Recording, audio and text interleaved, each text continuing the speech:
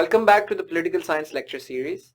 In the previous lecture, we discussed various functions of legislature, executive and judicial functions in the context of the principle of separation of powers and the checks and balances. आज हम अपने topic को आगे बढ़ाएंगे legislator के context में, क्योंकि हमने डिस्कस किया था कि लेजिस्लेटर को ऑर्गेनाइज करने के दो आपके पास मॉडल्स हैं. One is unicameral model and the second is the bicameral model. You might have heard these words floating around in the political debate and never bothered to go and make a cursory Google search to look what it actually means. But let's make that easy for people who have not done that research before. आपका यूनिकेमरल model वो legislator का model है कि जहां पर सिर्फ एक house होता है. इसके अंदर एक लेजिस्लेटिव असेंबली आपकी होती है जो कि सारी लेजिस्लेशन के लिए रिस्पॉन्सिबल होती है. बाय कॉन्ट्रास्ट बाइकेमरल लेजिस्लेचर के अंदर दो हाउसेस, दो लेजिस्लेटिव असेंबलीज होती हैं. जैसे पाकिस्तान के अंदर नेशनल असेंबली और सेनेट आपको मिलती है यूनिकेमरल लेजिस्लेटिव मॉडल के कॉन्टेक्स्ट में. जो ब्रीफ कंपैरिजन है उसके अगर हम देखें तो पावर जो है उसके अंदर वो कॉन्सेंट्रेटेड है, in the sense that power is concentrated in a single chamber, जबकि बाइकेमरल लेजिस्लेचर के अंदर पावर जो आपके दोनों हाउसेस हैं जिनमें से एक हाउस अपर हाउस होता है और एक हाउस लोअर हाउस होता है. अपर हाउस जनरली आपका सेनेट को कहते हैं और लोअर हाउस आपके नेशनल असेंबली को. लोअर हाउस वो हाउस है जो कि डायरेक्टली इलेक्ट होकर आवाम के तहत वोटों के तहत आता है और upper house generally indirectly elected होता है. System of government, this is not universally true, but generally unicameral countries tend to be unitary states, जो कि हम डिस्कस करेंगे कि यूनिटरी स्टेट्स क्या होती हैं. हमने सेपरेट इसके लिए सेपरेट लेक्चर डेडिकेट करना है. But just let the idea germinate in your head that generally unicameral states, unicameral legislators are found in unitary states while bicameral legislators are found in federal states. Third is the idea about decision making की जो pattern है, decision making की क्या strategy होती है. Decision making is rather quick in the unicameral system because you just have to pass it through one house, and the decision making is generally larger because the second chamber or the upper house interposes delays in the formation of constitution, because फिर एक नया chamber आ जाता है, उनके अपने concerns हैं, उनकी अपनी चीजें हैं, उनकी अपनी डिबेट है, वो सारी होगी तो लेजिस्लेशन पूरी होगी. तो पाकिस्तान में जैसे अगर आपका एक ही चेंबर हो तो इसका मतलब है एक असेंबली से कोई चीज पास हो गई. हमारे यहाँ जैसे दो चेंबर है, इसका मतलब पहले नेशनल असेंबली से उस बिल को पहले टेबल किया जाएगा नेशनल असेंबली में, उस पर बहस होगी, उसके ऊपर फ्लॉज निकाले जाएंगे, फिर सारे उस पर एग्री करेंगे, कंसेंसस डेवलप होगा, then they will vote in the favour of it if they choose to vote in favour of it. और अगर वो पास होता है फिर वो सेनेट में जाएगा, फिर सेनेट में उस पर बहस होगी, फिर उसके कीड़े निकलेंगे, फिर उसको सबको मनाया जाएगा, उस पर नेगोशिएशन होगी और फिर सेनेट उसको अगर अप्रूव करती है तो वो बिल जो है वो लॉ में बदलेगा. तो it takes more time than a unicameral system. जो डेडलॉक्स हैं वो कम होते हैं यूनिकेमरल मॉडल के अंदर और बाइकेमरल मॉडल के अंदर ज्यादा होते हैं. Why? Because bicameral legislature के अंदर automatically, since you have two chambers, आपको ज्यादा interests को cater करना है. You have to cater to more people who are representing different sections. That is why जो competing interests होने की वजह से और ज्यादा division of होने की वजह से, ज्यादा diverse लोगों के दरमियान consensus develop करने की वजह से your bicameral models tend to be more deadlock prone. Unicameral model generally is recommended for smaller countries and bicameral legislature for larger countries. उसके रीजन क्या है कि larger countries के लिए क्यों करते हैं वो हम अभी आगे अपने पास पेपर के क्वेश्चन सॉल्व करते हुए देखेंगे.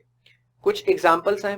As I said in the previous lectures as well, you should be able to separately show examples, separate heading डाल के मार्कर के साथ या पॉइंटर के साथ आप separate examples कोट करें ताकि एग्जामिनर को आप ये दिखा सकें कि you actually know how the systems operate globally, which is going to help you get more score in this course. तो यूनिकेमरल मॉडल्स के आपके सामने चीन की मिसाल है जिसके अंदर National People's Congress NPC is a unicameral legislature. Turkey has Grand National assembly.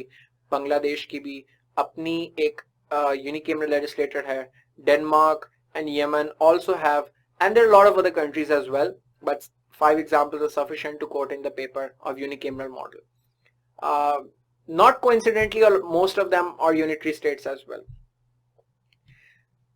In the bicameral model, most of them are federal countries, federal democracies. And mind you, we'll discuss what federal democracy is and what unitary democracy is, or generally what unitary state or federal state is in the later lectures, but just let the idea germinate in your head. US के अंदर भी bicameral legislature है. The lower house is the House of Representatives, the upper is the Senate. Pakistan में National Assembly और Senate है. India में लोकसभा और राज्य सभा है. फ्रांस के अंदर भी National Assembly और Senate है. UK के अंदर the famous House of Commons and the House of Lords being the two chambers. Afghanistan के अंदर भी bicameral model है. House of People, House of Elders. Afghanistan is an exception because it's not a federal country. It's a unitary state. By contrast, generally all of these countries are federations. Past paper में ये सवाल आ चुका है कि 3 वो उसूल बताएं, principles बताएं जिनकी बेसिस पे सेकंड चेंबर कॉन्स्टिट्यूट किया जाता है. बेसिकली बाइकेमरल लेजिस्लेटर बनाने के आप जस्टिफिकेशन या किस तरीके से वो बनाई जाती हैं, उनको किस तरीके से कॉन्स्टिट्यूट किया जाता है. तो ये बड़ा एक इम्पॉर्टेंट क्वेश्चन है. ये तमाम पॉलिटिकल साइंस के स्टूडेंट्स को वैसे भी पता होना चाहिए, because it's a very important concept in how governments are organized. The first principle is that the formation of the second chamber has a different method of membership. Lower house जो आपका होता है नेशनल असेंबली जैसे पाकिस्तान में, lower house को कहते हैं peoples chamber, अवाम का ये ऐवान. अवामी ऐवान इसलिए बिकॉज लोग डायरेक्टली इलेक्ट करते हैं. आप अपने नेशनल असेंबली के लोगों को डायरेक्ट इलेक्ट करते हैं, आप MNAs इलेक्ट करते हैं उन्हें, आपने वोट दिया है उन्हें. So it's called people's chamber. So national assembly is supposed to represent the will of the people, but the Senate or the upper house is considered the chamber of statesmen, because the upper house, in upper house you do not need people who represent the will of the people. In the upper house you need expert opinion, you need the best minds, you need the sharpest individuals, and a lot of sharp individuals are also happen to be election shy. Or if upper house is also directly elected, तो upper house भी फिर लोगों की विशेष की नुमाइंदगी करेगा, अपनी नुमाइंदगी नहीं करेगा, यानी अपनी एक्सपर्ट ओपिनियन नहीं देगा, क्योंकि उसको भी यही फिक्र होगी कि मैंने इलेक्शन लड़ना है. इसीलिए upper house generally directly elected chamber नहीं होता, वो इनडायरेक्टली इलेक्टेड होता है. पाकिस्तान के अंदर आज तक आपने कभी किसी सेनेटर को वोट नहीं दिया, क्योंकि आप नहीं दे सकते. सेनेट इनडायरेक्टली इलेक्ट होती है पाकिस्तान के अंदर, और दुनिया की दूसरी तमाम डेमोक्रेसीज के अंदर भी. Mind you, US as an example, US के दोनों हाउसेस डायरेक्टली इलेक्टेड हैं, तो यूएस को आप एज एन एक्सेप्शन कोट भी कर सकते हैं. बट जनरली दुनिया के अंदर बाकी तमाम बाइकैमरल लेजिस्लेटर्स के अंदर the upper house is either appointed और इनडायरेक्टली इलेक्टेड. उसका रीजन क्या है? उसका रीजन ये दोनों चीजें करने का, अपॉइंटेड आपको यूके में मिलेगा, इनडायरेक्टली इलेक्टेड आपको पाकिस्तान में मिलेगा. उसकी वजह यह है because you want more statesman in the upper chamber.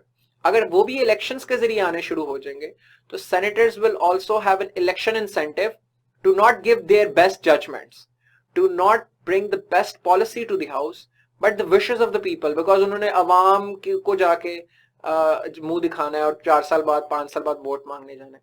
इसीलिए ताकि बेस्ट पॉलिसी आए आपके पास, और बेसिकली ये चीज टिरेनी ऑफ मेजॉरिटी से बचाती है डेमोक्रेसी को. बिकॉज अगर आपकी मेजॉरिटी चाहती है कि कोई ऐसी चीज हो जो कि इफेक्टिवली गलत है, फॉर इंस्टेंस माइनॉरिटीज की परसिक्यूशन और एनीथिंग, तो थ्योरेटिकली नेशनल असेंबली ने तो अवाम की मेजॉरिटी की विल को रिप्रेजेंट करना है, तो it can lead to the tyranny of majority. To check that, to have a balance on that, एक सेनेट रखी जाती है जो कि अवाम को आंसरेबल डायरेक्टली नहीं है, क्योंकि वो उसके वोट से नहीं आई, इसलिए वो लोग बेहतर पॉलिसी मेकिंग. फिर चूंकि सेनेट की आपको अप्रूवल भी चाहिए होती किसी भी लेजिस्लेशन के लिए, तो ऐसी कोई लेजिस्लेशन नहीं आएगी जो अनफेयर हो. पाकिस्तान में indirect elections, proportional representation with the political parties list of candidates. ये पूरा नाम हमारा सिस्टम है जो हम फॉलो करते हैं सेनेटर्स के इलेक्शन के लिए. इसके तहत हर प्रोविंशियल असेंबली जो आपने इलेक्ट की है खुद, वो प्रोविंशियल असेंबली आगे से हर वो सेनेटर्स को नॉमिनेट करती है अपने रीजन के. तो पंजाब के सेनेटर्स को पंजाब की प्रोविंशियल असेंबली वोट करेगी, सिंधी सेनेटर्स को सिंध की प्रोविंशियल असेंबली वोट करेगी सेनेट के अंदर. The second is important principle is the equal representation of the constituent units. Constituent units के बहुत सारे मुख्तलिफ नाम हो सकते हैं. आप इन्हें provinces कह सकते हैं, आप इन्हें states कह सकते हैं, आप इन्हें cantons कह सकते हैं जैसे स्विट्जरलैंड में होता है.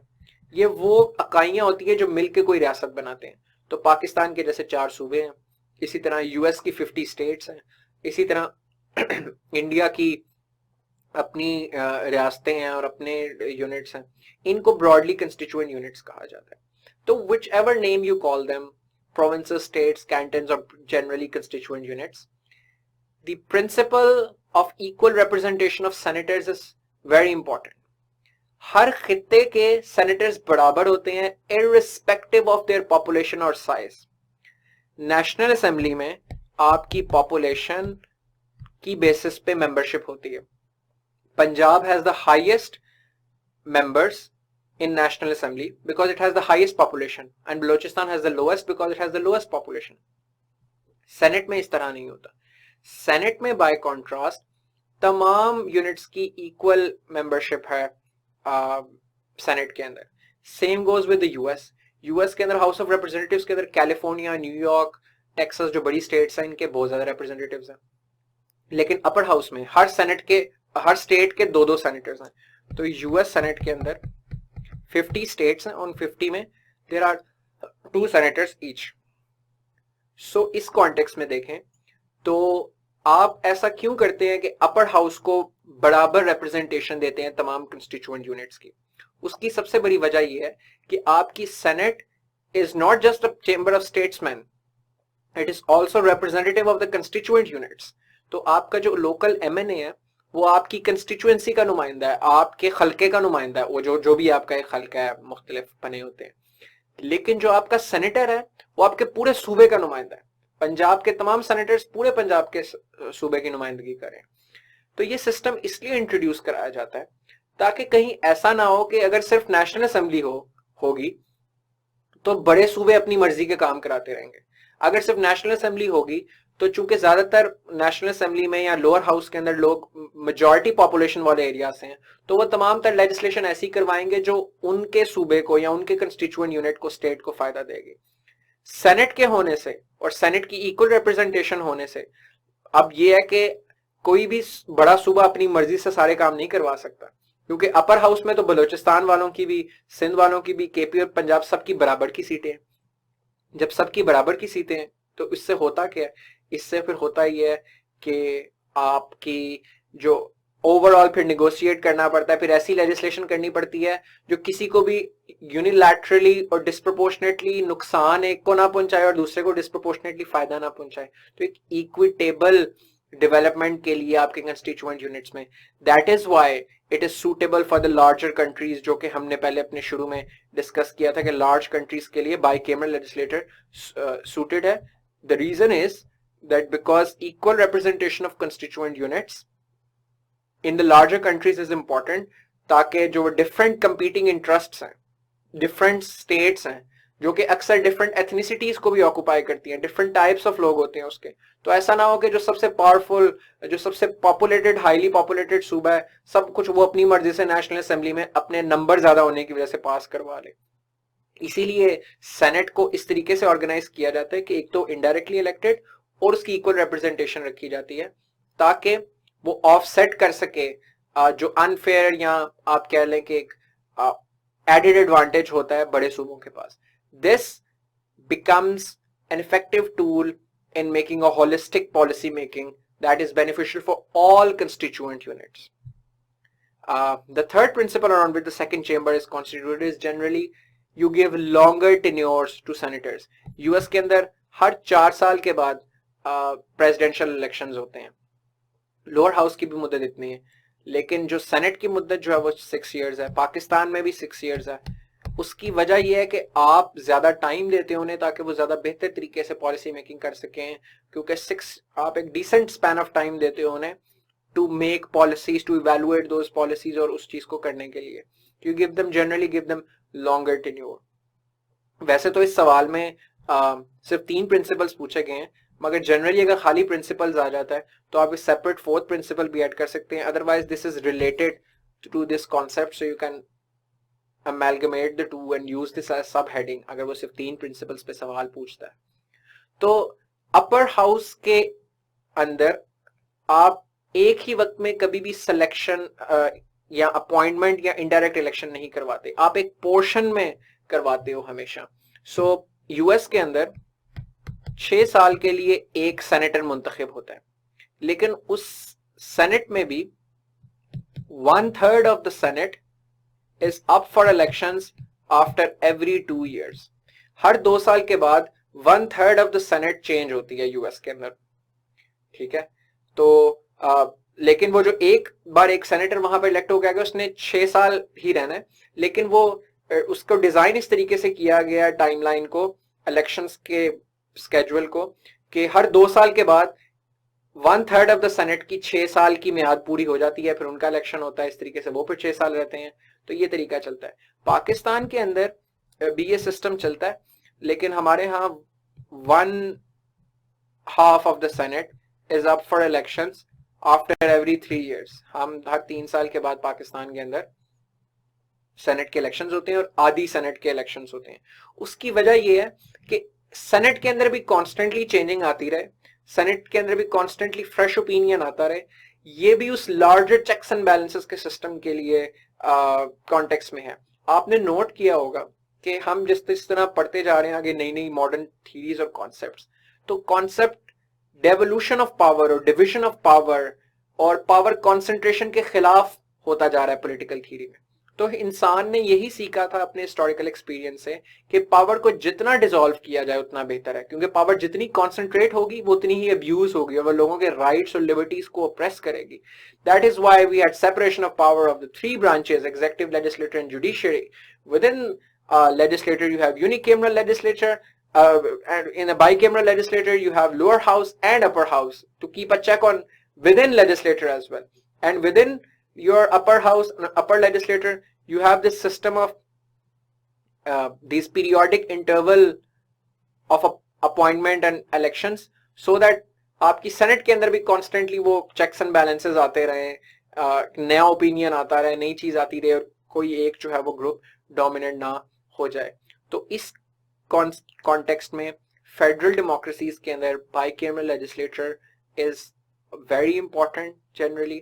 आपको मैं एक और पॉइंट ऑफ एंट्री इसके अंदर बताता चलूं कि जिस तरह मैंने आपको बताया था इस केस के अंदर यूएस एक्सेप्शन है इस कॉन्टेक्स्ट में, तो बिल्कुल उसी तरह इस पॉइंट के अंदर इक्वल रिप्रेजेंटेशन वाले के अंदर इंडिया एक्सेप्शन है। इंडिया के अंदर अपर हाउस के अंदर जो कि राज्यसभा है उसमें इक्वल रिप्रेजेंटेशन नहीं है सेनेटर्स की from different constituent units. So it's good to mention the exceptions as well, because then you give examiner the idea or impression कि आपको बहुत अच्छी command है उस subject पे, you know the general trend as well, and you also happen to know the exceptions to the larger trend as well, because some people just know the examples which are relevant to the claim, but identifying exception is what people who have authority on the subject do.